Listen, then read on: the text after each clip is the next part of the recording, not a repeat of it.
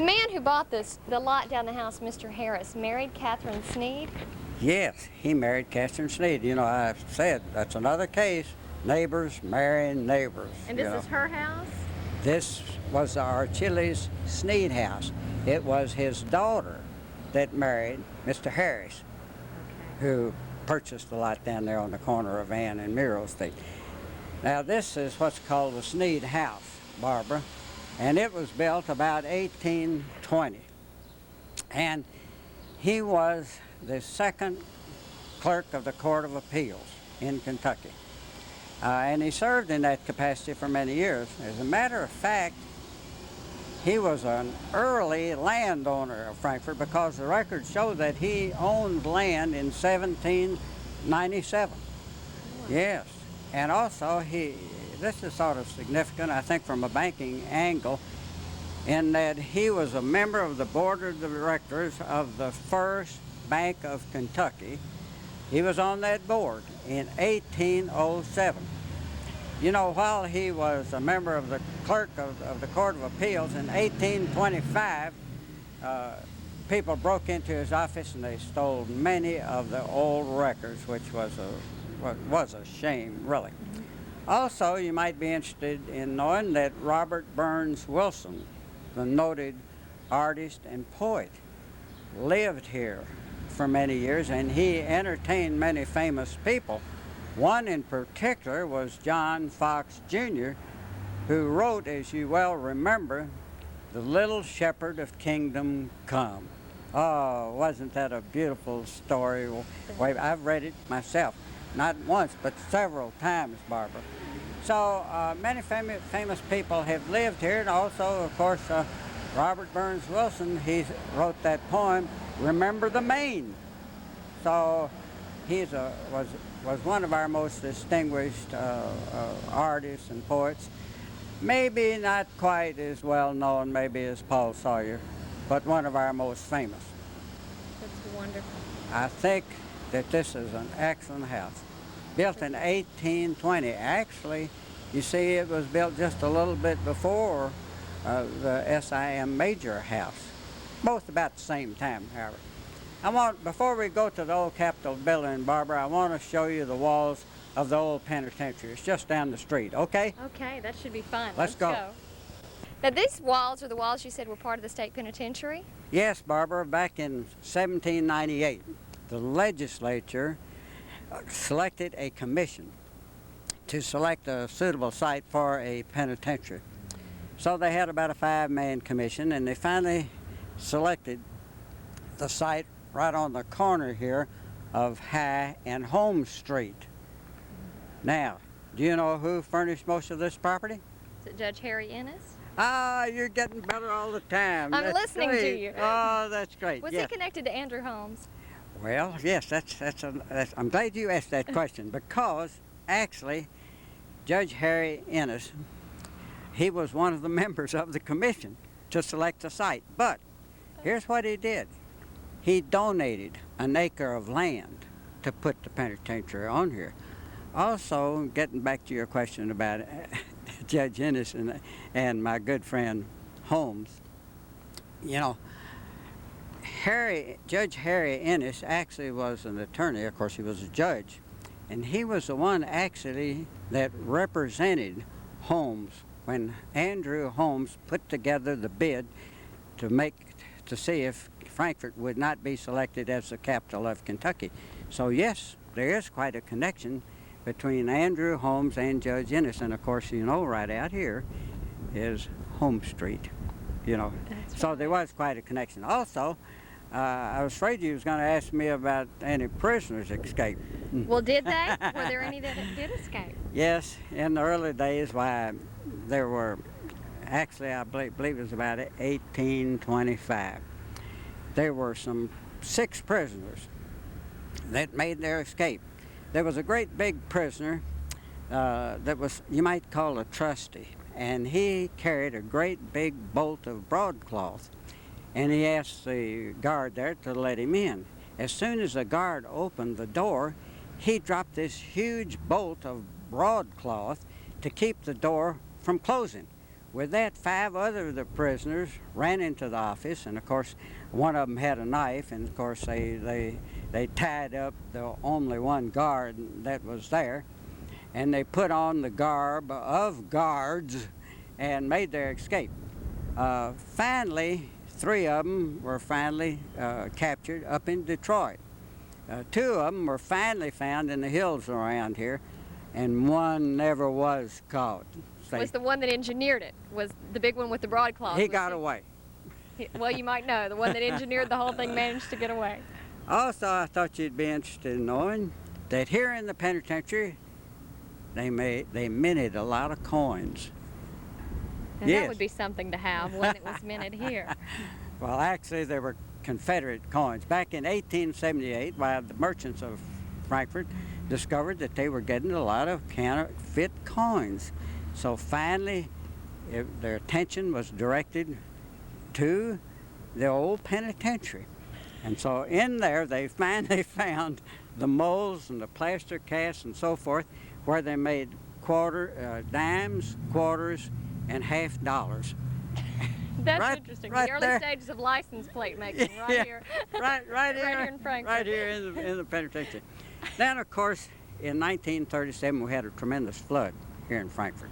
One of the greatest that we've ever had. Of course, there's some conjecture as to which one was the greatest, the one in 37 or the one in 1978. I think the official record shows 78, but and of course, I've been around both of them. I always felt like that the 37 flood, we had a little bit more time, a little bit more information that it was coming, whereas the 78 flood sort of came in a hurry.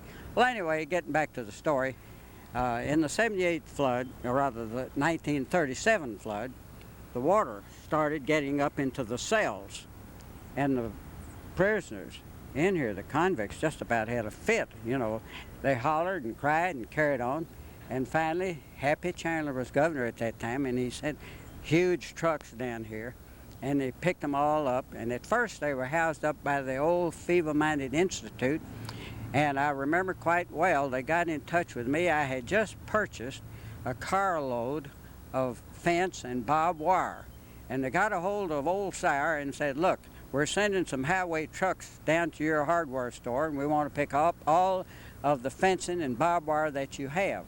So they came down and picked up the carload and took it up here on the FMI Hill, and there they built a stockade and housed the prisoners there for several weeks until they were finally dispersed all over Kentucky. And then, of course, Chandler saw to it that a new facility was built down near the Grant. Barb, we're down here now at one of the old churches here in Frankfort, a very fine church, by the way.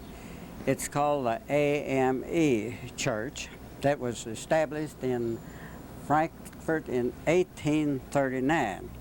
And it was established by blacks before the emancipation. Of course, that's before the Civil War. And the first structure actually was built on Lewis Street. Mm-hmm. And then it was given, this lot in this church was given by a white lady by the name of Mrs. Triplett. And she was a white lady that gave it to her servants, Benjamin Dunmore and Benjamin Hunley, actually. And they appreciated that very much. Then in 1881, a Reverend D.S. Bentley gave the name St. John AME Church. Now, what does AME stand for? AME stands for African Methodist Episcopal Church. Very fine church. I've been in here many times when I've had good friends that have passed away. It's very beautiful inside, and someday I think you should take the opportunity to come down here and take a look, okay? I would love to. The outside is beautiful. Oh, it's beautiful. Now we're going to go down to another very fine predominantly black church, which is the First Baptist Church, which is on the corner of High and Clinton Street. Let's go. Okay, let's walk on down. Well, we've made it all the way down to the First Baptist Church down by the State Transportation Department. Yes, that's right, Barb. Now, this is called the First Baptist Church. You know, prior to 1833, the blacks and the whites all worshiped together here in Frankfort. But in 1844, there was a gentleman by the name of John Ward who donated the lot on which this church was built. And does it have any connection to the First Baptist Church downtown? Yes, it does, and I want to tell you about that in just a second.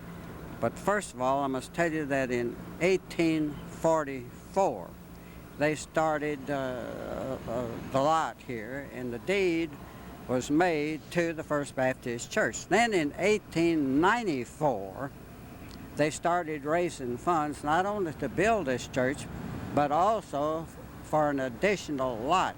Now the money was put in reserve, and they kept donating to it, and finally construction began on this church in 1904. So you see, the AME church actually is just a little older than this church here. But also there's a very fine minister here. His name is K.L. Moore. When I was mayor from 1968 to 72, I was invited down here many times to special occasions, special events, you know, and he makes an excellent talk, an excellent sermon. So sometime, really and truly, when you have the opportunity on a Sunday, you should come down here and hear my good friend, the Reverend K.L. Moore. Very fine church, and they have a very large congregation here. And yes, getting back to your question, yes, the first outgrowth, I believe it was the first, of the First Baptist Church up on St. Clair Street, the first outgrowth was to come down here in 1865, just after the Civil War. And believe it or not, the history books say that about 600 members that belong up on St. Clair Street, and of course, remember I said they usually would worship together. I imagine that most of them probably were black people, but there were approximately 600 people that left First Baptist on St. Clair and came down here and joined this church down here. Boy, that's unusual for starting up a brand new church. Yes, isn't that something? And it is a very fine church, and sometime when you have time, do come down here and hear my good friend, Reverend K.L. Moore, okay? I will. Well, here we are at the Church of the Ascension right across the street. Tell me about it. Oh, it is a very, very beautiful church. You know, I think it's one of the most beautiful because of the spires. You know, when this church was first established, they thought maybe it would be the cathedral. Actually, I'm getting a little bit ahead of my story, but in 1836, the Episcopalians actually came here about 1815, and they tried to have a few meetings here and there, and they didn't have a whole lot of luck establishing their own church, but they finally, about 1836, they finally started a small church here. And you know the way they got started? Wow, who was the main benefactor? Well, the people up in New York City heard about these people trying to establish a church. The church's name up in New York City, the name of it was the Church of the Ascension. So the church in New York City lent them money to get started on a new church.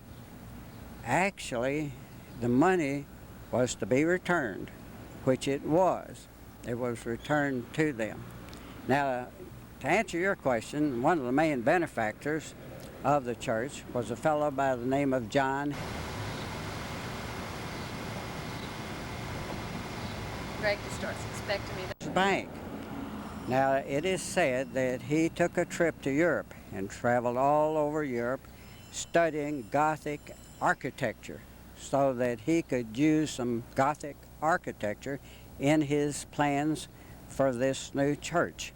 So this church actually was finished by the money that was put up by John Hanna, and it was finished about 1852. Now they do have on the inside of the church, they have about 18 beautiful, just beautiful stained glass windows, and they're commemorated to the original members that had a whole lot to do with establishing this church. John Hannah, his name is on a stained glass window that is in the alcove inside of the church. So it is very beautiful inside. As a matter of fact, a few minutes ago I tried the front door to see maybe if we could just sneak in A to peek, right? peek, but it was locked, which we understand. But I do want to show you one other thing. One of the most famous, I think, stained glass windows is over the entrance to the parish house. If you'll just step over here with me, I'll show it to you, okay?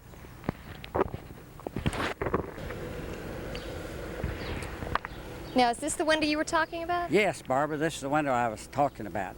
See that beautifully stained glass window there? It depicts Jesus Christ speaking to the teachers in the temple. And I think that's just a beautiful stained glass window. And I wanted you to come over here and take a look at it and see what your reaction was. It's so detailed. I don't think I've ever seen one any more detailed than that. We're just passing by this house on the way down the street, but it looks like a rather old house. Yes, it is quite an old house, Barbara. This is called the Bennett-Hazelrigg house, and it was built in 1866, right after the Civil War. Well, both of these men that lived here judges? Yes, both of them, Bennett and Hazelrigg, were both judges of the Court of Appeals. Very fine men, well thought of in this neighborhood. Okay, Let's go on move down to the next house. Okay.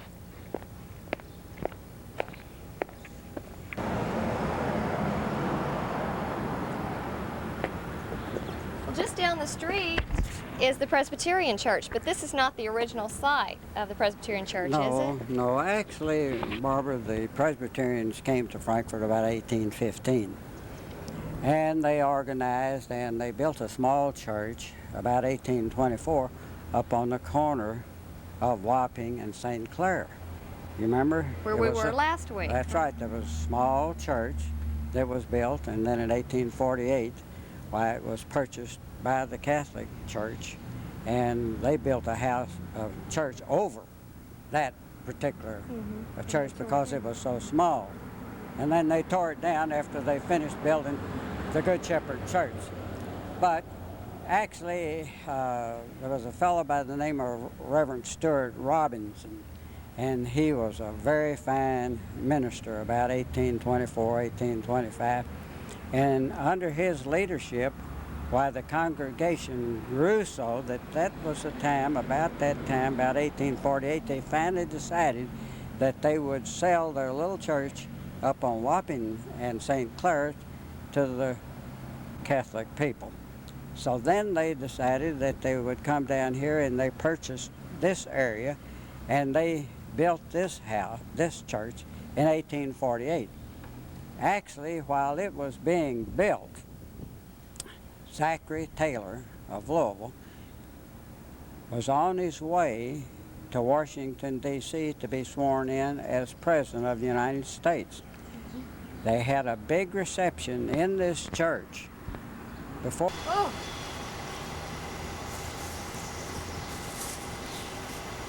And he paid his respects down there. So it does have a lot of history right here, and a very fine church. It has been remodeled a time or two, and they've had some very fine people that have been benefactors right here in the Presbyterian Church. They had a very fine minister that I thought an awful lot of. His name was Reverend Bob Laughlin, a very fine speaker, and I've heard him many times. I thought he was just great. So I think that you will be interested sometime in coming down here and going on inside. Again, it is another beautiful church, similar to the Episcopal Church, or some people call it the Church of the Ascension, that we've just passed by just a little bit ago, okay? Now, I couldn't help but notice on the sign, now this church was the natural outgrowth of the Sunday school that was started by Margaret Brown from Liberty Hall. That's right. It was. Some of the people that were members here were friends of Margaret Brown, and they helped organize out there in the yard, actually, along with a lady by the name of Love. You remember the Love House up there? There was another lady by the name of Love that helped Margaretta and some of the members of this church inaugurate and start the first Sunday school class west of the Allegheny Mountains. Aren't you proud of that? Well, that's so interesting. And then they moved over here to this church. And then they moved over here to this church. Well, let's go on down the street and see what else we can find. One more, Barbara. One more I more. want to show you this afternoon. Well, right across the street is an interesting house. Did you tell me that 2 distillers lived here? Yes, you're right. You've got a good memory.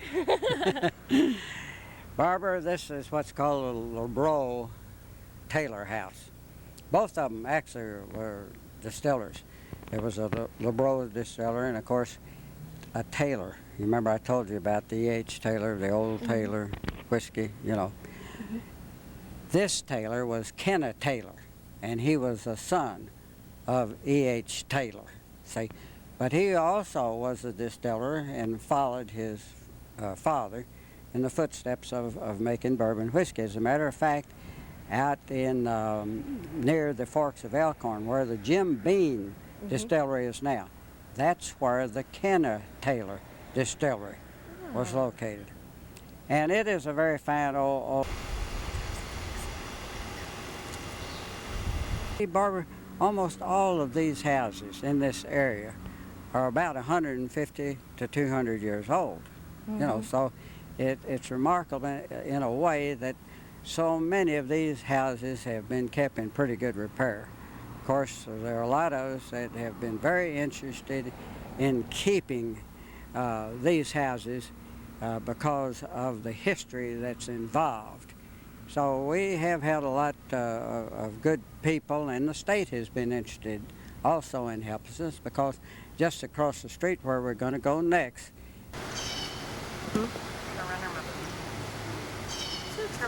before it was going to be sold to some private hands. I remember just about, it's probably been about 10 or 15 years ago, maybe, that a very fine young man was getting ready to buy that house, and he was going to turn it into an apartment or something, but the state got a hold of it, and they have refurnished it, and it's really quite nice. This is a beautiful house. Isn't this the grill work, Barb? And also that door and the side windows. Isn't the glass beautiful there? And just in combination with the dark wood and the ironwork, it looks isn't gorgeous. It great, though? It's wonderful. Barbara, this is a home of Captain John Cannon. Wasn't he a steamboat captain? That's why you're getting better all the time. You're getting better all the time. Well, wasn't there a steamboat race we should find out about? Yes, that's right, Barbara. Well, yes, Captain John Cannon was born right here in Frankfort in 1810.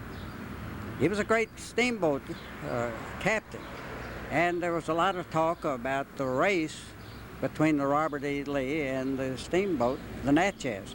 And Captain Cannon here was the owner and pilot of the Robert E. Lee.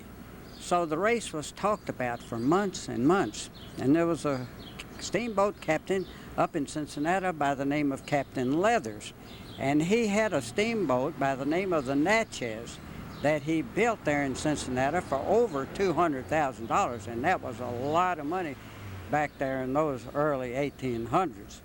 So normally it took about 3 hours and 3 days, Barbara, and 18 hours to go from New Orleans to St. Louis. And that's where the race was going to be. So they started the race there in July the 30th, 1870, I believe it was, and they had the great steamboat race. It was talked about all over the United States. Well, you know who won the race?